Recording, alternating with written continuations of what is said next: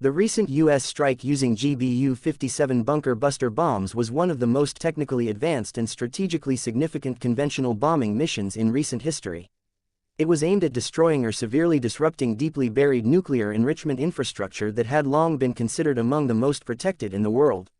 The operation was the culmination of more than 15 years of planning, design, and weapons development, driven largely by the challenge of reaching heavily fortified underground facilities.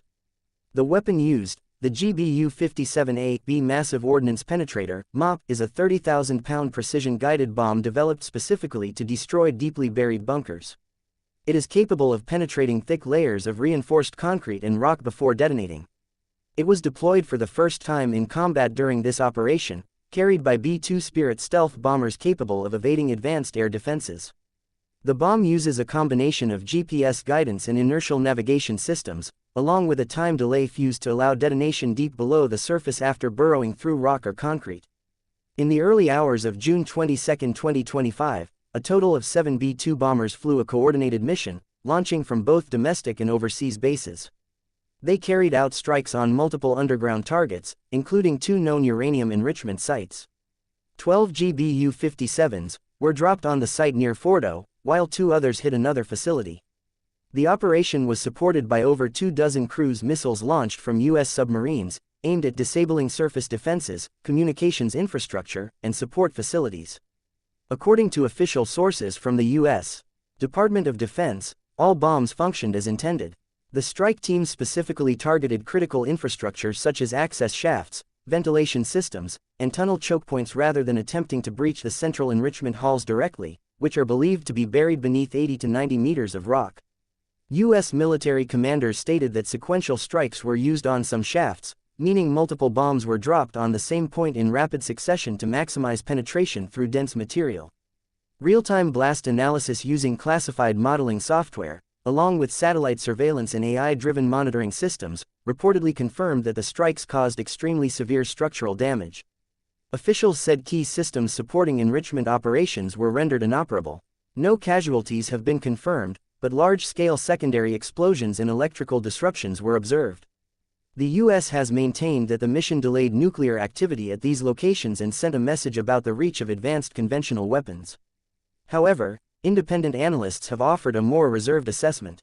While surface craters and the apparent destruction of some above-ground and tunnel access points are visible through commercial satellite imagery, there is growing skepticism about the extent of damage to the core enrichment systems. Analysts from both government agencies and private defense institutions argue that the geological challenges, specifically the hardness and thickness of the mountain rock, likely prevented the bombs from reaching the full depth required to destroy the main centrifuge halls. A recent leaked preliminary intelligence assessment suggests that while the attack disrupted operations, the primary enrichment infrastructure may remain physically intact. Damage appears to be focused on the entryways and ventilation structures, which are crucial for safe and sustained operation but are more easily repairable than the underground production areas themselves. This means the affected program may experience months of downtime rather than a total shutdown. Further analysis is ongoing, and results from underground acoustic sensors and additional satellite passes may provide more insight in the coming weeks. There is also concern that the public messaging about the strike's effectiveness may be overstating the results. While political leaders have described the operation as a complete success, including some claiming total obliteration, many in the defense community are treating it as a significant disruption, but not a final solution. Some experts point out that the facilities were designed specifically to withstand such attacks, and that the survivability of the deeper chambers is a major factor that must be verified through ground-level inspection, which is currently not possible. In terms of global reaction, the strike has intensified discussion among military planners and analysts regarding the future of hardened facility defense and attack capability. The use of the GBU-57 in combat has demonstrated that even extremely well-protected targets are no longer untouchable.